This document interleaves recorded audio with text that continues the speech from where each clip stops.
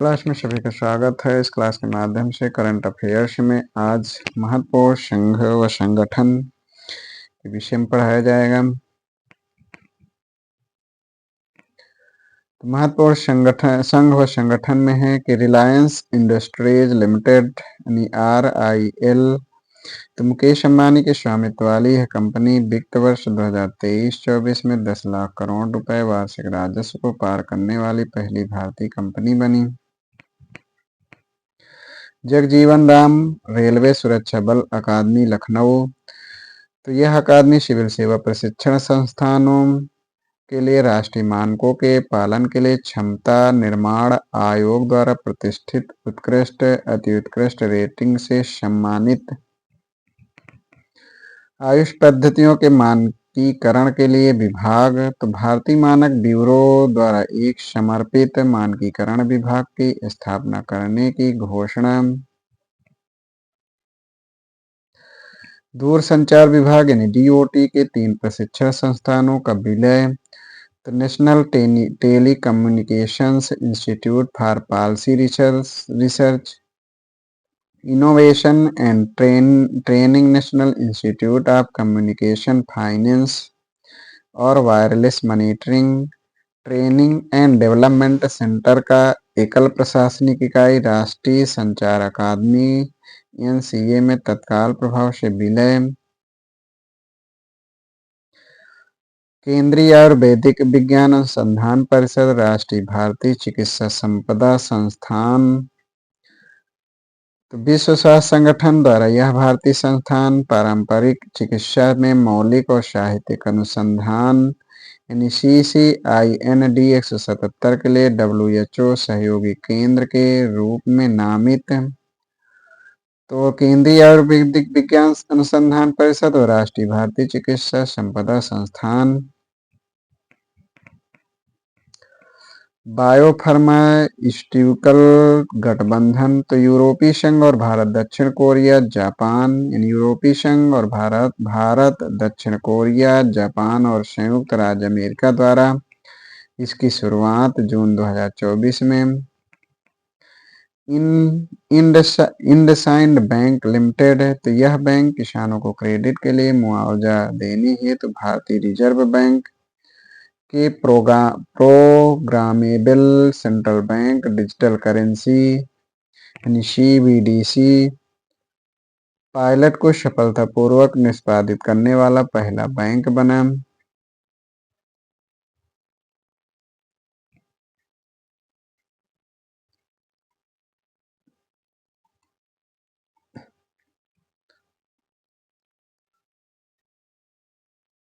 Saini India तो खनन और निर्माण उपकरण निर्माता इस कंपनी द्वारा SKT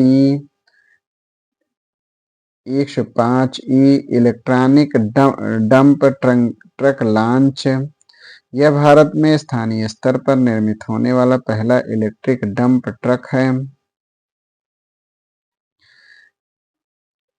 MJVN लिमिटेड तो निर्माण उद्योग विकास परिषद द्वारा गठित 15वें CIDC विश्वकर्मा पुरस्कार 2024 में सार्वजनिक क्षेत्र के इस कंपनी को सामाजिक विकास और प्रभाव सर्जित करने के लिए उपलब्धि पुरस्कार और CIDC partners in progress trophy प्रदत्त।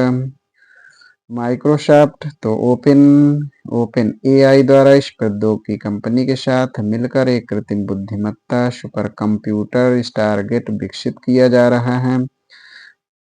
स्टारगेट वर्ष 2028 तक लॉन्च किया जाएगा। अंतर्राष्ट्रीय दूरसंचार संघ तो इस अंतर्राष्ट्रीय संगठन ने भारत को अपने डिजिटल इनोवेशन बोर्ड का सह अध्यक्ष चुना। भारत एल्युमिनियम कंपनी लिमिटेड यानी बाल्को तो वेदांता की यह एल्युमिनियम इकाई प्राथमिक एल्यूमिनियम उत्पादों की एक विस्तृत श्रृंखला के निर्माण और आपूर्ति के लिए एल्युमिनियम स्टीवर्डशिप इनिशिएटिव प्रदर्शन मानक B3 प्रमाणन प्राप्त करने वाली पहली भारतीय कंपनी बनी यानी मानक B3 प्रमाणन प्राप्त करने वाली पहली भारतीय company Bharat aluminium company limited Balco बनी। परफ्यूस तो यह B2B यानी B2B फिनटेक कंपनी वर्ष 2024 में भारत की दूसरी यूनिकॉर्न बनी। भावेश अग्रवाल की एआई स्टार्टअप कृत्रिम कृत्रिम वर्ष 2024 में यूनिकॉर्न का दर्जा प्राप्त पहली कंपनी है।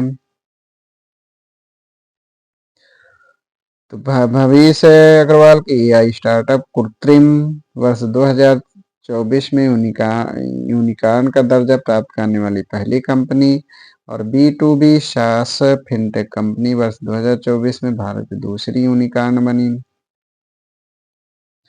भारतीय जीवन बीमा निगम LIC तो ब्रांड फाइनेंस इंश्योरेंस 2024 रिपोर्ट के अनुसार एशिया प्रशांत ब्रांड रैंकिंग में यह भारतीय बीमा ब्रांड सभी बीमा ब्रांडों में सबसे मजबूत बीमा ब्रांड के रूप में उभरा। राष्ट्रीय सूक्ष्म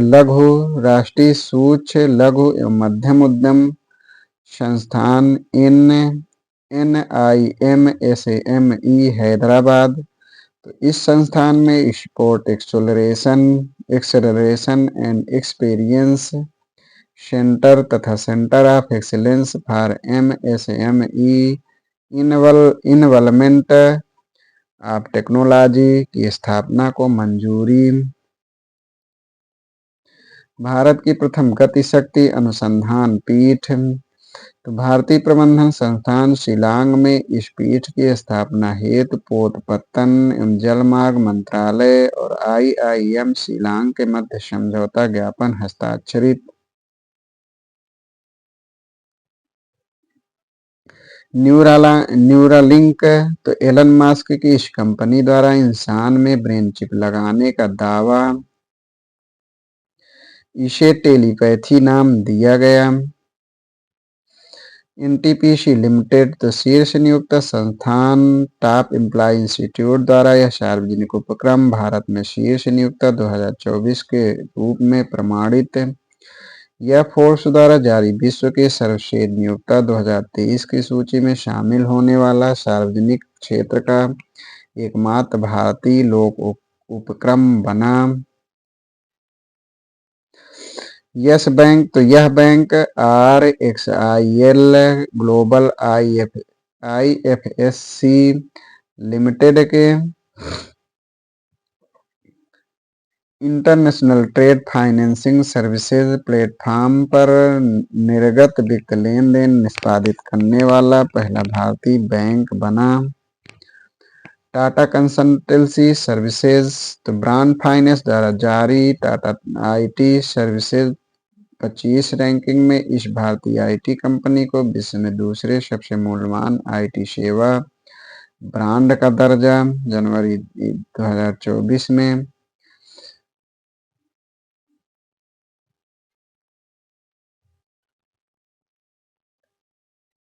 विश्व आर्थिक मंच तो इस वैश्विक संस्था द्वारा तेलंगाना में स्वास्थ्य देखभाल और जीवन विज्ञान पर आधारित चौथे औद्योगिक क्रांति के केंद्र C4IR की स्थापना है तेलंगाना सरकार के साथ समझौते पर हस्ताक्षर। इस केंद्र की स्थापना हैदराबाद में की जाएगी।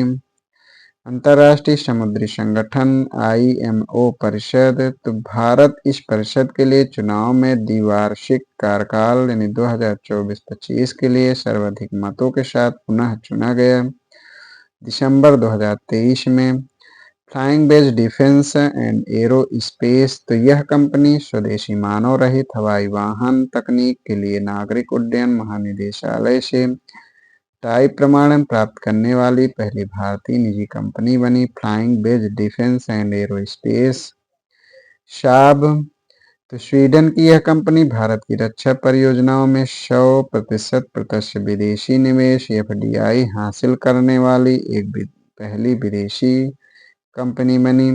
यह पहली बार होगा कि शाब स्वीडन के बाहर कार्ल गस्टाफ M4 राइफल का निर्माण करेगी। इन बैंक तो भारतीय रिजर्व बैंक द्वारा शुरू किए गए अकाउंट एग्रीगेटर फ्रेमवर्क के तहत वित्तीय सूचना प्रदाता के रूप में सक्रिय होने वाला पहला बैंक बना। अंतर्राष्ट्रीय प्रतिस्पर्धा नेटवर्क तो भारतीय प्रतिस्पर्धा आयोग इस नेटवर्क के 18 सदस्यीय संचालन समूह का सदस्य बना। तो आज यहीं तक। इसके आगे क्लास में विधि एवं न्याय से संबंधित करंट अफेयर्स पढ़ाए जाएंगे। धन्यवाद।